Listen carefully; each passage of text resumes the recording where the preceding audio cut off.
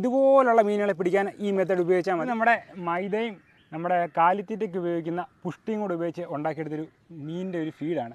ഇതിട്ടാണ് നമ്മുടെ നല്ല കട്ട്ള, രോഹു പോലുള്ള കാർപ്പിനത്തിൽപ്പെട്ട മീനുകളെ പിടിക്കുന്നത്. അപ്പോൾ നമ്മൾ സ്പൈഡർ ഹുക്കിട്ട് പിടിക്കാൻ വേണ്ടിയാണ് ഇതിന് മാത്രം പുഷ്ടി നമ്മൾ കുഴച്ചിരിക്കുന്നത്. ഇതൊന്നും അല്ല കേട്ടോ, ഇത് കൂടുതൽ നമ്മൾ സാധാരണ കുഴയ്ക്കും.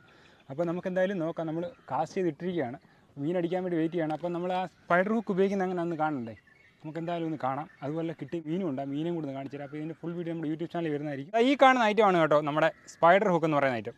അപ്പോൾ ഒരു സ്പ്രിങ്ങും കുറച്ച് ഇത് കണ്ടോ, ഇവിടെ കുറച്ച് ഹുക്ക് അറ്റാച്ച് ചെയ്യാനുള്ള സംഭവങ്ങളും എല്ലാം കൂടെ വന്നിട്ടുള്ളൊരു ഐറ്റമാണ് നമ്മുടെ സ്പൈഡർ ഹുക്ക്. അപ്പോൾ ഈ സ്പ്രിങ്ങിനകത്ത് മൊത്തം നമ്മൾ ഫീഡ് നിറച്ചതിന് ശേഷം സ്പ്രിങ്ങിൻ്റെ പുറത്തും, അതായത് ഇവിടെ നമ്മൾ ഇതുപോലെ ഫീഡ് പൊതി, ഇതുപോലെ ഇങ്ങനെ ഫീഡ് പൊതിഞ്ഞതിന് ശേഷം ഈ ഹുക്കുകളെല്ലാം ഇതിലിങ്ങനെ ഒളിപ്പിച്ച് വെക്കും. എന്നിട്ട് ഇതൊരു ബോൾ പോലെ പിടിച്ചെടുക്കും. എന്നിട്ടാണ് ഇത് കാസ്റ്റ് ചെയ്ത് തരുന്നത്. അപ്പോൾ ഈ മീൻ ഇതിൽ കൊത്തി പറിച്ചുകൊണ്ടിരിക്കുമ്പോൾ എവിടെയെങ്കിലും ഒരു ഹുക്ക് ഉടക്കും. അങ്ങനെയാണ് നമ്മളിത് ഉപയോഗിക്കുന്നത്. ബോൾ പോലെ പിടിച്ച് റെഡിയാക്കി എടുത്തിട്ടുണ്ട് കണ്ടോ.